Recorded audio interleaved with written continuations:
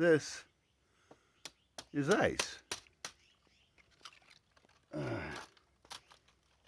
Rawr. Look at that. Pieces of ice. It's that cold. That's, I think, I don't know, probably the fourth time in 16 years that I remember there being ice here at all.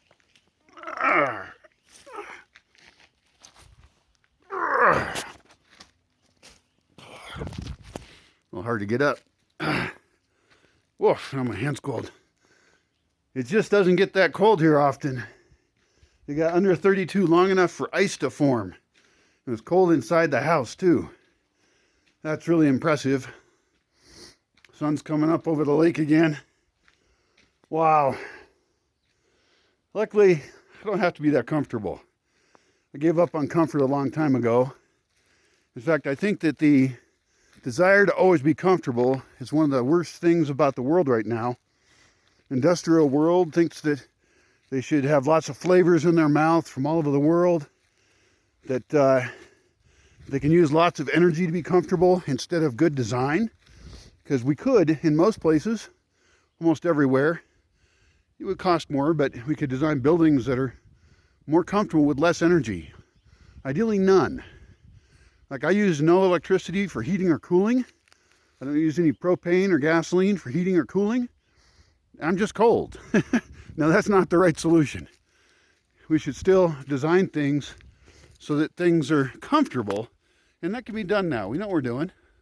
It's really pretty over the lake now. It's a little washed out with the camera. But that's my goal. Change how we live so that we aren't the pigs that brought down human civilization. That's what we're doing right now.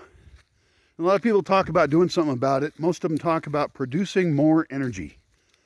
Every time I read those things, and I'm on lots of lists for that, I'm out of the conversation almost immediately. Our goal should not be to produce more energy. The number one energy win is conservation, and it's the easiest one to do. It's 100% clean energy. Use less. Now, how we can use less is trickier. A lot trickier, because we don't want to just give up everything and be uncomfortable like I am.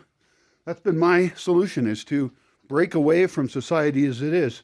But it hurts. It's uncomfortable and really cold in this case. And I don't even live in a harsh climate. I mean, it barely freezes here. And so for other places, they're just messed up. A lot of places you need either air conditioning or heating all the time, or a lot of it. You can use a site called WeatherSpark to compare your climate with where I live. Where I live is actually one of the best climates in the world. In fact, I looked up using weatherspark.com. I compared to the climates of the various large population centers of the world. And I used Mexico City as one of them. There's some that are bigger and a whole bunch that are smaller, but they're all big. And I'll tell you, most of the world lives in places that are either too cold and you need heating to be comfortable, unless you had a really, really well-designed building, which you could do. But we wouldn't be building the way we build now. And a lot of the world's densest populations live in places that are way too hot, uncomfortably hot. And so they're just going to be sweating in humid places, or they're going to have to use a lot of energy to cool it down. Now, most of the world in those large cities doesn't have the resources to cool it down. You can't put all of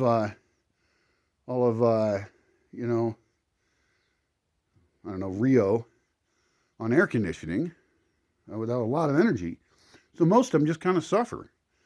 So again, we could solve that with architecture in those places. We could dig in. That's the number one way to live in a place that's too hot and still be comfortable.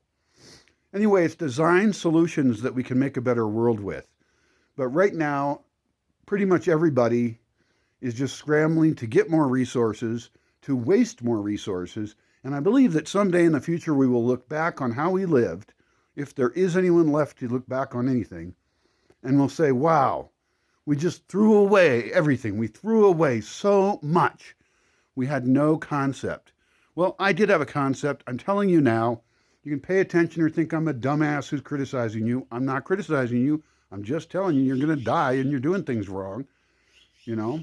But everything around you tells you you should do it that way, and it would be very hard for you to change it. So I guess we'll just not change it, and we'll get ourselves, well, if we've already gotten ourselves in a position we'll probably never get out of. So there's your cheery thoughts for January 2nd. I think, you know, one challenge you could have is to see what you could do this year to change some things for yourself. And I'll try and get a lot better at making suggestions, but architecture is apparently the theme of the day for me. And I got to think about that here every night because I'm not willing to spend the energy to feel comfortable. I mean, I could get a propane heater. You know, I'm not willing to do that. I'd rather suffer and then force myself to work out of it and adjust to properly living in the climate as it is.